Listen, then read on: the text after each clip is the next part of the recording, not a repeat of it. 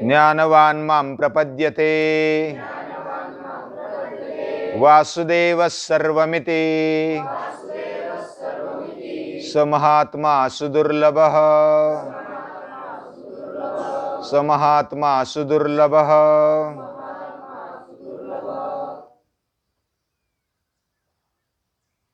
महर्षि वेदव्यास जी ने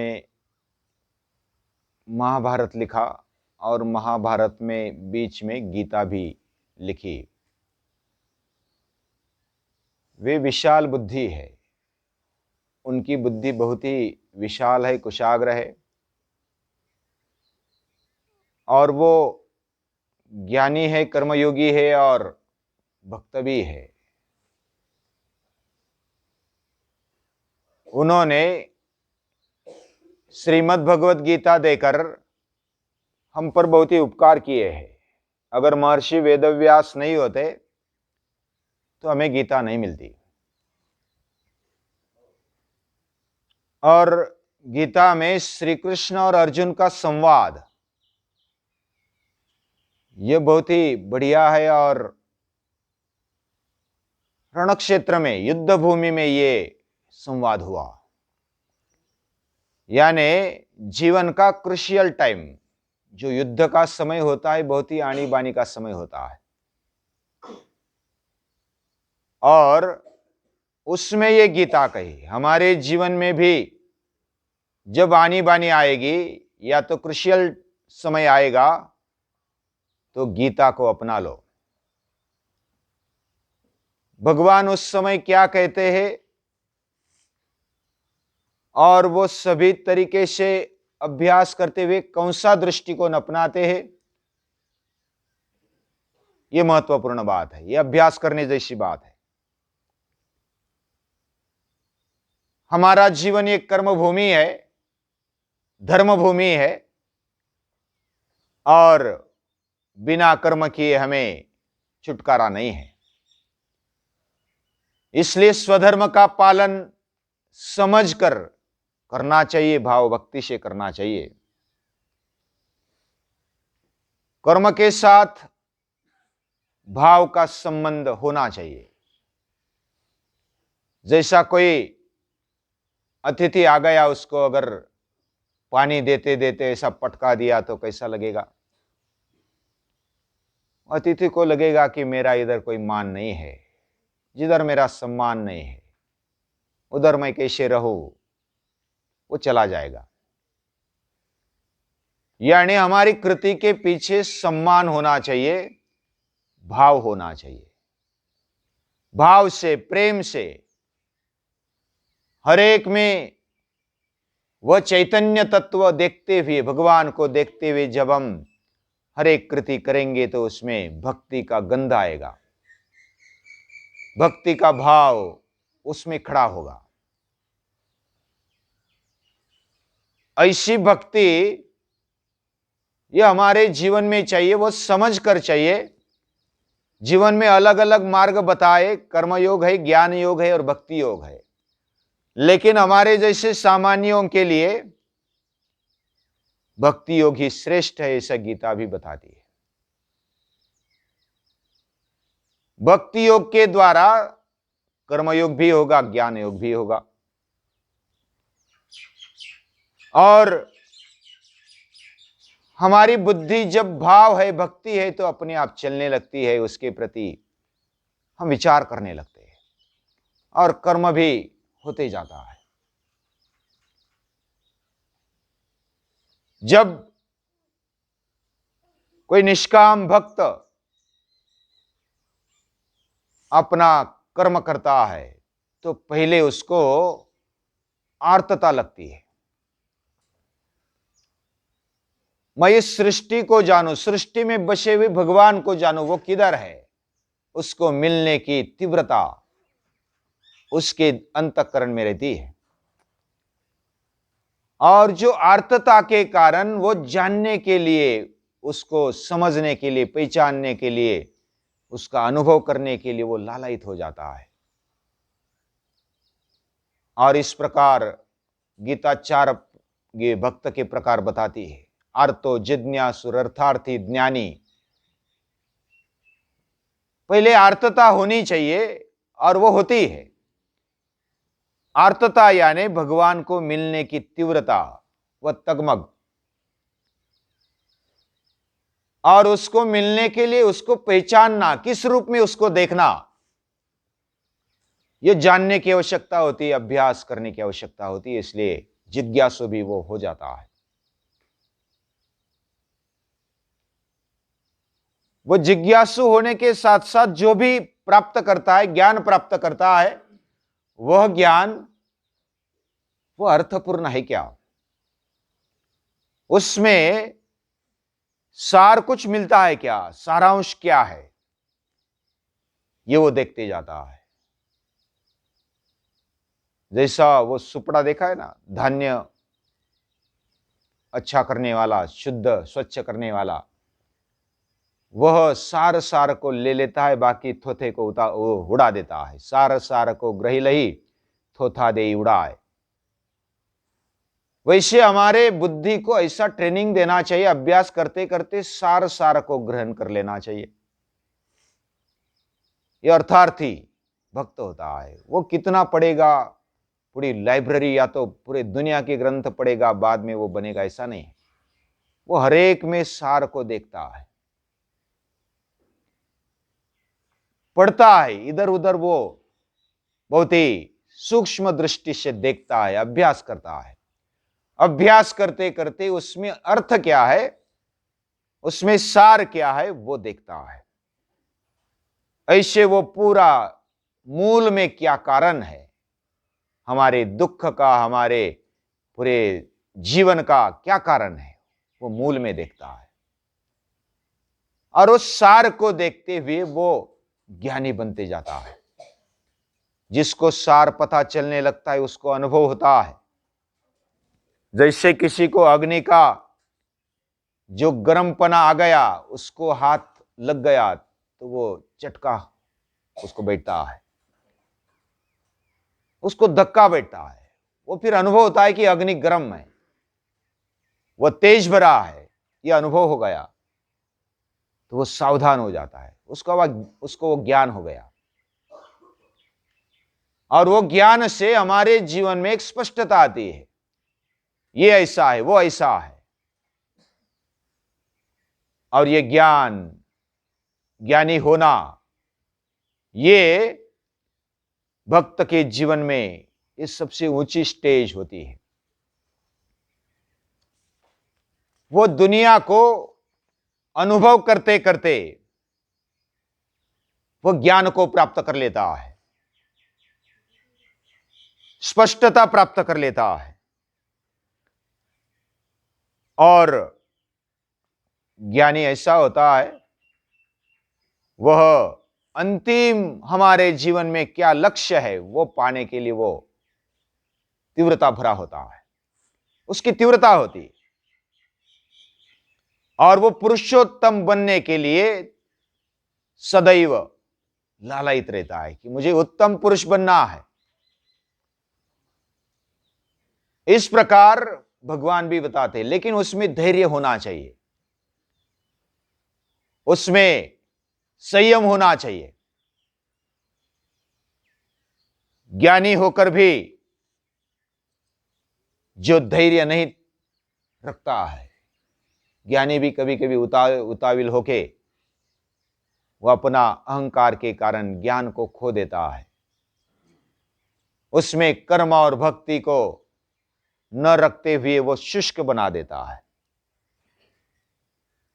लेकिन जो धैर्यवान है वह लगे रहता है अपने स्वधर्म पर, स्वधर्म के आचरण पर लगे रहता है। वह कर्तव्य कर्म करता है और कर्म के द्वारा ही जो ज्ञान होता है वो बहुत ही सटीक और स्पष्ट होता है। और इसको समय लगता है। बहुनाम जन्म नामन्ते ज्ञानवान माम प्रपद्यते। ऐसा ज्ञाने भी बहुनाम जन्म नाम, एक वचन, द्विवचन और संस्कृत में 3 वचन बताए। यानी 1, 2 और 2 के आगे फिर 3 जब हो जाए तो बहुवचन हो जाता है। यानी कम से कम 3 जन्म ज्ञानी को लेने पड़ते हैं। अभी मुझे ज्ञान हो गया अभी मुझे कुछ जरूरत नहीं है, वह अहंकार के कारण ज्ञान को भी गवा देता है। ज्ञान ये सहज धर्म होना चाहिए हमारा, क्योंकि सूर्य अपना धर्म जैसा रखता है, उसको अहंकार नहीं होता कि मैं तपता हूं, मैं प्रकाश देता हूं, वो मेरा स्वभाव है। वैसा ज्ञानी भी अहंकार नहीं रखता है, उसका ये सहज स्वभाव हो जाता है। योग दर्शन में भी बताया, ज्ञेयम अल्पम, वह जब सर्वज्ञातृत्वम सर्वभावाधिष्ठातृत्वम आता है तब वो ज्ञान अल्प हो जाता है। उसके लिए वो अल्प होता है, क्योंकि भगवान जिसको मिल गए उसको ज्ञान की क्या बात, ये भी एक अवडंबर हो जाता है, उसका भी अहंकार नहीं रहता। लेकिन ऐसा श्रद्धा से लगे रहने वाला ज्ञानी भक्त, वो बहुनाम जन्मनाम अन्ते ज्ञानवान माम प्रपद्यते, मुझे प्राप्त कर लेता है बहुत जन्मों के बाद। और पहले तो सकामता आवश्यक होती है, बिना कुछ पाने की इच्छा के हम आगे नहीं बढ़ पाते, पहले आवश्यक होता है। मुझे ये बनना है, वो बनना है, लेकिन मुझे आदर्श बनना है, योग्य बनना है, मुझे सच्चा आदमी बनना है, मुझे सच्चा विद्यार्थी बनना है, मुझे सच्चा पुत्र बनना है। वो कैसे बनेंगे? इसके लिए तीव्रता होनी चाहिए, सकामता होनी चाहिए। शुरुआत में इसकी आवश्यकता होती है। महापुरुष भी सकाम होते हैं, वो सकामता से एक एक कर्म करते हैं, ज्ञान को भी प्राप्त करते हैं। ज्ञान प्राप्ति की इच्छा बिना कोई भी ज्ञान प्राप्त नहीं कर सकता। ये कामता है, सकामता है, यानी उसने इच्छा व्यक्त की, फिर वो करने लगा। आप इधर आए पाठशाला में, मुझे व्यायाम करना है, योग करना है, अभ्यास करना है, खेल खेलना है, शरीर रूप में तगड़ा बनना है, फिर मानसिक भी मजबूत बनना है, मुझे मेरी बुद्धि को ऐसा बनाना है, योग्य क्या है अयोग्य क्या है इसका विवेक मुझे आना चाहिए, और अपने पैरों पर खड़े होने की हिम्मत मुझ में आनी चाहिए। ये तीव्रता पहले होनी चाहिए। ये सकामता को लाकर जब सिद्धि प्राप्त होती है, कुछ मिलता है, तो मिलने के बाद फिर सकामता को निष्कामता तक लेकर जाना है। और ऐसा जब एक एक कामना को हम प्राप्त करते हैं, लभते च ततः कामान मयैव विहितान् हितान्, जो जैसी इच्छा करता है वैसा ही उसको मिलता है। और इसलिए ऊंची इच्छा करनी चाहिए। भगवान जो इच्छा करते हैं वही इच्छा हमारी होनी चाहिए। ये इच्छा को यदृच्छा में परिवर्तित कर देना चाहिए, भगवान की इच्छा को पकड़ना चाहिए, यानी हमारी इच्छा को सही मोड़ देना। मेरी इच्छा आदर्श तक कैसी चली जाए, ये होना, ये जरूरी होता है। इसको सकामता बोलते हैं। और केवल ब्रेड और बटर के लिए मेरा जीवन है, केवल इंद्रिय भोग के लिए मेरा जीवन है, इसके लिए सकामता वो नहीं रखता है। उससे भी आगे ऊंचा बनने के लिए मेरा जीवन है, मेरा जीवन कुछ अलग है। मुझे भगवान ने इस काल में जन्म दिया है, तो विश्वास रखते हुए जन्म दिया है। कितना विश्वास भगवान ने हम पर रखा है कि कलयुग में, इस कराल काल में हमें जन्म दिया है। हमें इतनी ताकत है, हमें इतना ज्ञान प्राप्त करने की शक्ति है, हमारे अंदर भाव है, ये भगवान ने हमें दिया है। हमारा जीवन ऊंचा है, ये बात को विश्वास रखते हुए ये भक्त आगे चलता है। ये भक्ति भरा जीवन, अंतवत्तु फलं तेषां तद्भवत्यल्पमेधसाम, उसका वो ज्ञान, वो अल्पमेधसाम, यानी कि वो सामान्य लगने लगता है। और इसलिए सभी पापों को नाश करने वाला ये ज्ञान है। ज्ञान बहुत ही श्रेष्ठ है। और अखिल कर्म करते हुए भक्ति के साथ वो ज्ञान को भी प्राप्त कर लेता है। लेकिन उसमें भक्ति हमारे लिए सबसे श्रेष्ठ है, क्योंकि हमारा मन किसी को चिपकना चाहता है, और इधर उधर चिपकने के बजाय आदरेण यथा स्तौति धनवंतम धनेच्छया तथा चेद विश्वकर्तारम को न मुच्चेत बंधनात्, हमें ऐसा लगता है कि ये व्यक्ति मुझे मुक्ति देगा, वो व्यक्ति मुक्ति देगा, ये ऐसा करेगा, वो ऐसा करेगा। हम व्यक्ति को पकड़ते हैं।